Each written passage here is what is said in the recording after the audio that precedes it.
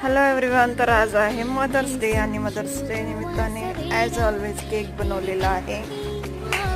अक्षयने नाही बनवला, नेहमीप्रमाणे आरुषनेच बनवला आहे. केक कटिंग करतोय. सर्वप्रथम आरुषने बनवला आहे, तर आरुषच्या हातून केक कटिंग होणार. खोलो. अरे खोलो. निमित्ताने पिझ्झा बनवलेला आणि हर्षूचं हे क्यूटचं ग्रीटिंग कार्ड पण माझ्यासाठी बनवलेलं. आणि हे सगळं झाल्यानंतर मम्मीसोबत वगैरे केक कट केलेला. अशा पद्धतीने छान असं मदर्स डे सेलिब्रेट झाला. आणि मदर्स डे मेमध्ये येत असल्यामुळे नेहमीच आम्ही सुट्ट्यांमध्ये तिथेच असतो, त्यामुळे मम्मीसोबत नेहमीच मदर्स डे आणि सर्वांचे बर्थडेज ॲनिव्हर्सरी देखील सेलिब्रेट होतात.